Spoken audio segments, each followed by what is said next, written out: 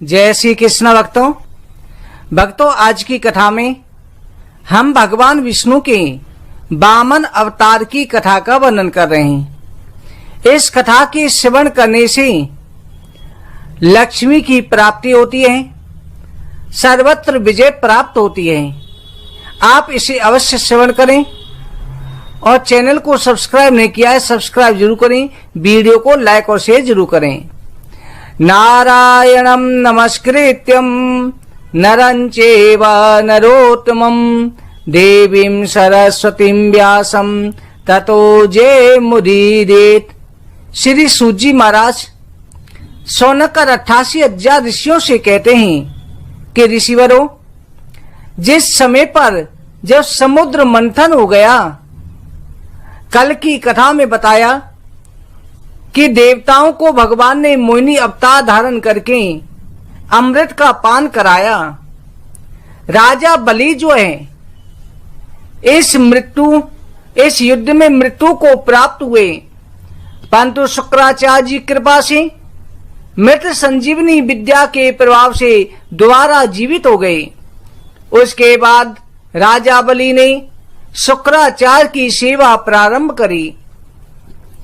शुक्राचार्य जी ने देखा कि राजा बलि बहुत प्रसन्नता के साथ में मेरी पूजा कर रहे हैं, सेवा कर रहे हैं। राजा बलि जो है भगवान शिव के, नारायण के अनन्य भक्त थे। राजा बलि ने नियम लिया कि प्रत्येक ब्राह्मण की सेवा करना, कोई भी द्वार पर आ जाए ब्राह्मण खाली हाथ नहीं लौटे और सभी प्राणी सुखी रहें, कोई राजा बलि के राज्य में दुखी ना रहे। तब शुक्राचार्य ने सभी ब्राह्मणों को बुला करके सभी से कहा कि राजा बलि हमारी बहुत सेवा करता है, ऐसे भी हमें कुछ देना चाहिए। सभी ब्राह्मणों ने मिलकर के यज्ञ किया। उस यज्ञ से एक सुंदर सा रथ, धनुष, बाण प्राप्त हुए, जिस पर राजा बलि सवार हुआ तो उस रथ पर सवार होने से अजय हो गया, जो देवताओं के द्वारा भी जीता नहीं जा सकता था। राजा बलि ने सभी अश्व सेना को एकत्र करके स्वर्ग लोक पर आक्रमण कर दिया। सभी देवता जो हैं भयभीत होकर के पर्वत की कंदराओं में छिप गए। इधर माता अदिति ने देखा कि मेरे पुत्रों का राज्य दिति के पुत्रों ने छीन लिया है। माता अदिति भगवान नारायण की तपस्या करने लगी। असुरों को जैसे ही पता चला, असुरों ने आकर के तपस्या में विघ्न डालना चाहा, परंतु भगवान नारायण की भक्ति में लीन माता अदिति की तपस्या भंग नहीं हुई। तब भगवान श्री नारायण जो है अपने चतुर्भुज रूप में प्रकट हुए और कहा कि हे देव माता, आपके मन में जो भी इच्छा हो हमसे वरदान मांगो। माता अदिति ने कहा कि हे नारायण, मेरे पुत्रों का राज्य मेरी बहन के पुत्रों ने छीन लिया है। मेरी बहन के पुत्र भी मेरे पुत्र हैं। मैं नहीं चाहती कि आप उन्हें मारो, केवल मेरे पुत्रों का राज्य वापिस दिला दो। भगवान ने कहा, हे देव माता, राजा बलि मेरा परम भक्त है और ब्राह्मणों की सेवा भी करता है, बड़े धर्म के रास्ते पर चल रहा है, इसलिए राजा बलि को जीतना संभव है। मैं उसे मार भी नहीं सकता, क्योंकि मेरे भक्त प्रहलाद का पोता भी है और मेरा भी भक्त है।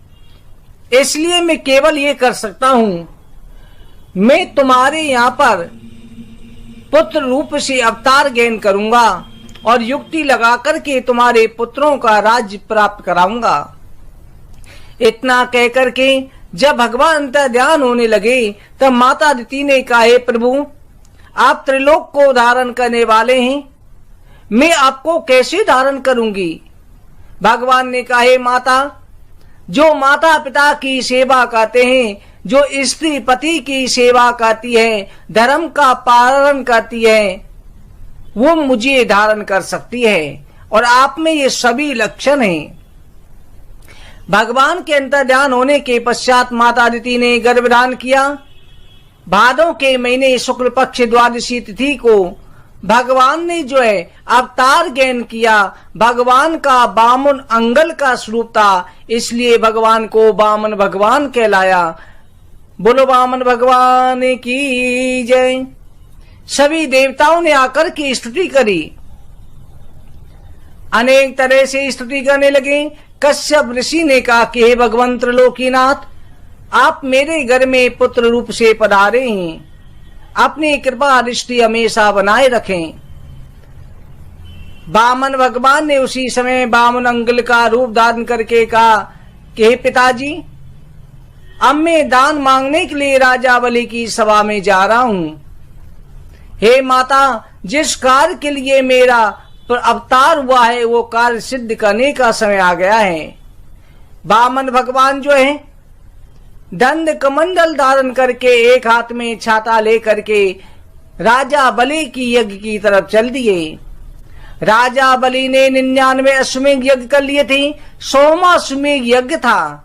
राजा बलि के खजाने खुले रहते थे, जो कोई याचक जो कुछ मांगता सब कुछ मिल जाता था। बामन भगवान चल करके राजा बलि के राज्य पहुंचने लगे। बीच में एक नदी आ गई। उसी समय बामन भगवान ने सोचा एक ब्राह्मण पर कृपा करनी है, वो ब्राह्मण भी मेरा परम भक्त है। उसी समय वो ब्राह्मण भी राजा बलि की यज्ञ में जा रहा था। बामन भगवान ने कहा, रे ब्राह्मण, मुझे इस नदी से पार करा दो। उस ब्राह्मण ने कहा, करे बालक, अरे बटुक, तुम नदी से पार करना चाहते हो पर जा कहां रहे हो? बामन भगवान ने कहा कि मैं राजा बलि की यज्ञ में जा रहा हूं। वो ब्राह्मण कहने लगा, ठीक है, मैं नदी से पार करा लूंगा, पर मेरा ये शर्त है कि जो राजा बलि की यज्ञ में मिलेगा उसमें से आधा मुझे देना पड़ेगा। भगवान ने कहा, तथास्तु, इस पृथ्वी को मैं ब्राह्मणों के लिए देता हूं, इसी ब्राह्मण भूदेव कहलाएंगे। बामन भगवान को कंधे पर रख करके वो ब्राह्मण चलने लगा। जैसे ही नदी में जा रहा था उसी समय पर गर्दन तक जल आ गया। बामन भगवान ने कहा, रे ब्राह्मण, मुझे डर लग रहा है कहीं जल में मैं डूब ना जाऊं। उस ब्राह्मण ने कहा कि शांत बैठा रहे। इतना कहकर के कहा कि तुम्हारे पैरों को हाथों कस के पकड़ लेता हूं। उसी समय पैरों की तरफ ब्राह्मण का ध्यान गया तो उसमें शंख चक्र गदा पद्म के चिन्ह देखे। उसी समय ब्राह्मण ने कहा कि अरे बटुक, यहीं पर उतरो। बामन भगवान कहते, अरे ब्राह्मण, मैंने तुमसे कह दिया था आधा दे दूंगा, आधा क्या मैं सारा दे दूंगा, पर मैं बीच में मत उतारो, बीच मझधार में मैं डूब जाऊंगा। ब्राह्मण ने कहा, मुझे अब धन नहीं चाहिए, मैं आपसे कुछ और मांगना चाहता हूं, कह तो वचन दो, अन्यथा मैं आपको यही उतार दूंगा। बामन भगवान ने कहा कि मैंने वचन दिया कि तुम क्या चाहते हो, जो मांगोगे सो दूंगा। उस ब्राह्मण ने कहा कि अरे बटुक, अरे बामन रूपधारी, छलिया मैं तुम्हें पहचान गया हूं, तुम त्रिलोकीनाथ हो, मुझे धन संपत्ति नहीं चाहिए। कितना मूर्ख था मैं धन के पीछे भाग रहा। मैं आपसे वचन चाहता हूं, जैसे मैं तुम्हें इस नदी से पार उतार रहा हूं, जब मैं इस भवसागर के किनारे आऊं, आप भी मुझे संसार सागर से, भवसागर से पार कर देना, अपने बैकुंठ में, अपने लोक में स्थान देना। भगवान समझ गए। भगवान ने कहा, ब्राह्मण, तुमने मुझे पहचान लिया, तथास्तु, मैं तुम्हें अपनी भक्ति प्रदान करता हूं। बामन भगवान को किनारे पहुंचा दिया, पूजन किया। ब्राह्मण उसी समय वन में भगवान का भजन करने चला गया। बामन भगवान राजा बलि की यज्ञशाला में पहुंचे। वहां पर सभी यज्ञ के सभासदों ने ऐसे देखा मानो साक्षात यज्ञ पुरुष बालक का रूप धारण करके आ रहे हैं। सभी खड़े हो गए। राजा बलि ने ऐसे तेजस्वी बालक को देखा। बामन भगवान को सिंहासन पर बिठा करके पूजन किया। कहा कि आप जैसे तेजस्वी ब्राह्मण के आगमन से मेरा जीवन धन्य हो गया है। वामन भगवान से कहा कि हे भगवान, किसके लिए आपका आगमन हुआ है? आप मुझसे जो मांगोगे सो दूंगा। वामन भगवान ने कहा, राजन पहले वचन दो, तुम्हारे पूर्वज बड़े ही प्रतापी थे। प्रहलाद जी इतने प्रतापी थे कि भगवान प्रकट होकर के दर्शन दिए। तुम्हारे परदादा हिरण्यकश्यप के भय से तो भगवान विष्णु भी डर के मारे छिप गए थे। इस तरह से पूर्वजों की प्रशंसा करी। राजा बलि कहने लगे, देखने में तो बालक लगता है, बातें पूर्वजों तक करता है, बड़ा ज्ञानी है। कहा कि अरे ब्राह्मण बालक, अरे वामन, तुम मुझसे क्या चाहते हो? वामन भगवान ने कहा कि मैं तुमसे केवल 3 पग भूमि चाहता हूं, और वो भी अपने पैरों के बराबर, क्योंकि हम संतोषी ब्राह्मण हैं। मुझे भजन करने के लिए पृथ्वी चाहिए। राजा बलि ने कहा कि आप ज्यादा मांग लेते, 5 गांव मांगते, या मैं आपकी शादी भी करा देता, राज्य भी दे देता, पर आपने अपने पैर से छोटे छोटे पग और 3 भूमि भी अपने पग से मांगी। भगवान ने कहा कि मुझे केवल यही चाहिए। शुक्राचार्य जी समझ गए। शुक्राचार्य जी ने ध्यान लगा करके देखा और कहा कि राजन, ये साक्षात नारायण हैं, आदिति के पुत्र होकर के आए हैं। ये 3 पग में तुम्हारी त्रिलोक ही नाप लेंगे। ये त्रिलोक ही नाथ हैं, इनके लिए संकल्प ना कर, मना कर दे। राजा बलि ने कहा, गुरुवर आप ये क्या कहते हो?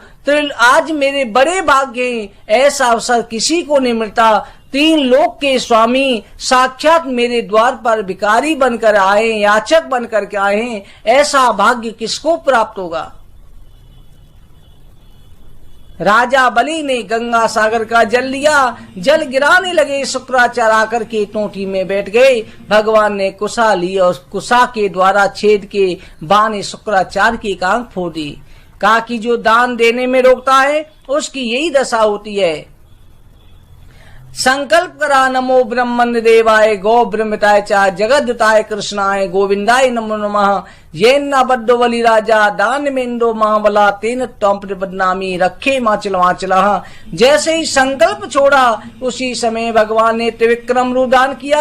एक पग से नीचे के लोग, एक पग से ऊपर के लोग, 10 दिशाएं शरीर से नाप ली। कहा कि राजन, त्रिलोक ही नप गया, तीसरा पैर कहाँ रखूं?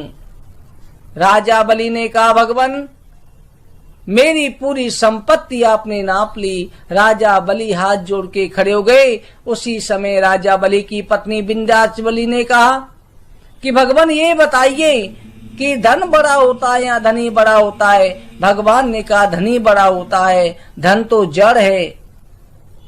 पत्नी ने कहा, स्वामी आप लेट जाइए इनके चरणों में, आपका धन 2 चंद कदम में आ गया, तो 1 कदम में क्या आप नहीं आओगे? भगवान मुस्कुराने लगे। भगवान ने राजा बलि के सिर पर 3रा कदम रखा और उसके बाद में गले से लगा लिया। भगवान का दूसरा चरण जब ब्रह्मलोक गया था, उसी समय ब्रह्मादि ने उस जल के द्वारा कमंडल में भगवान के चरण के अंगूठे को धोया, जिससे गंगा मैया की उत्पत्ति हुई। भगवान ने राजा बलि से कहा कि पुत्र, तुमने मुझे जीत लिया, आज मैं बड़ा प्रसन्न हुआ हूँ। पुत्र, प्रकृति का नियम चलने दो। इस समय राजा इंद्र पुरंदर हैं, अगले मनवंतर में मैं तुम्हें इंद्र बनाऊंगा।